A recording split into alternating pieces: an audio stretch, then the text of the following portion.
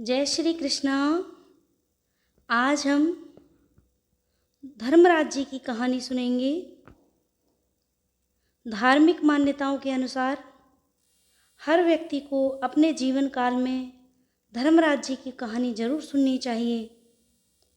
कहते हैं इस कहानी को सुनने से वैकुंठ धाम के रास्ते खुल जाते हैं। एक गांव में एक बुढ़िया रहती थी। वह खूब व्रत पूजन करती थी। जब उसकी उम्र पूरी हो गई तो उसे एक दिन यमदूत लेने आए और वह उनके साथ चल दी। रास्ते में चलते चलते एक गहरी नदी आई तो यमदूत ने उससे पूछा कि माई, तुमने गोदान किया है या नहीं। बुढ़िया ने तुरंत पूरी श्रद्धा से गाय का ध्यान किया तो गाय उसके समक्ष आ गई। फिर बुढ़िया उस गाय की पूंछ पकड़कर नदी आसानी से पार कर गई। कुछ देर बाद उसके रास्ते में काले कुत्ते आ गए। तब यमदूत ने कहा कि कुत्तों को खाना दिया था या नहीं। बुढ़िया ने फिर कुत्तों का ध्यान किया तो वे रास्ते से चले गए। बुढ़िया फिर से आगे बढ़ने लगी।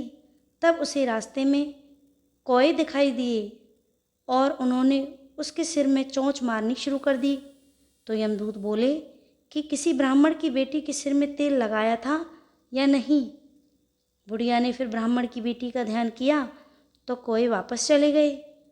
कुछ आगे बढ़ने पर बुढ़िया के पैर में कांटे चुभने शुरू हो गए। यमदूत बोले कि किसी को खड़ाऊ दान की थी या नहीं। बुढ़िया ने उनका ध्यान किया तो खड़ाऊ उसके पैरों में आ गई। बुढ़िया फिर आगे बढ़ी तो फिर चित्रगुप्त जी ने यमराज जी से कहा, आप यहाँ किसे लेकर आए हो। तब यमराज जी बोले कि बुढ़िया ने दान पुण्य तो बहुत किए हैं, लेकिन उन्होंने अपने जीवन में धर्मराज जी के लिए कुछ नहीं किया, इसलिए आगे के इसके द्वार बंद हैं। धर्मराज जी की सारी बात सुनने के बाद बुढ़िया बोली कि आप मुझे सिर्फ 7 दिन के लिए धरती पर वापस भेज दें। मैं पूरी श्रद्धा से धर्मराज जी का व्रत और उद्यापन करके वापस यहाँ लौट आऊँगी। यमराज ने उन्हें धरती पर वापस भेज दिया। बुढ़िया अपने गांव आ गई और गांव वालों ने उसे भूतनी समझकर अपने घर के दरवाजे बंद कर दिए। वह जब अपने घर गई तो उसके बहू बेटे ने भी डर के मारे दरवाजे बंद कर दिए। बुढ़िया ने कहा कि मैं भूतनी नहीं हूँ, मैं तो धर्मराज की आज्ञा से सिर्फ 7 दिन के लिए धरती पर वापस आई हूँ। इन 7 दिनों में मैं धर्मराज जी का व्रत और उद्यापन करूँगी, जिससे मेरे लिए परलोक के रास्ते खुल जाएंगे।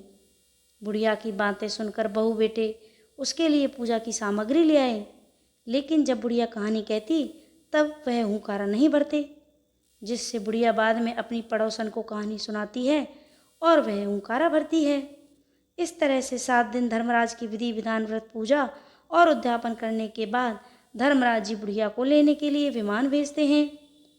स्वर्ग से आए विमान को देख उसके बहू बेटों के साथ सारे गांव वाले भी स्वर्ग जाने के लिए तैयार हो गए। बुढ़िया ने कहा कि तुम कहाँ को लिए तैयार हो रहे हो। मेरी कहानी तो सिर्फ मेरी पड़ोसन ने सुनी है, इसलिए वही मेरे साथ जाएगी। तब सारे गांव वाले बुढ़िया से धर्मराज की कहानी सुनाने का आग्रह करने लगे। तब बुढ़िया ने उन्हें भी कहानी सुना दी। कहानी सुनने के बाद गांव के सभी लोग विमान में बैठकर स्वर्ग जाते हैं तो धर्मराज जी कहते हैं, मैंने तो विमान में केवल बुढ़िया को लाने के लिए भेजा था।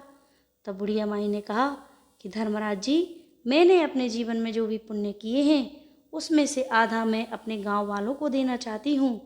इस तरह से धर्मराज ने ग्रामवासियों को भी स्वर्ग में जाने का आदेश दिया। हे धर्मराज, जैसे आपने बुढ़िया और उसके गांव के सभी लोगों को स्वर्ग में जगह दी, उसी तरह से हमें भी देना। साथ ही कहानी सुनकर हुंकारा भरने वालों को और कहानी कहने वालों को भी परलोक में उत्तम जगह देना। धर्मराज जी की जय।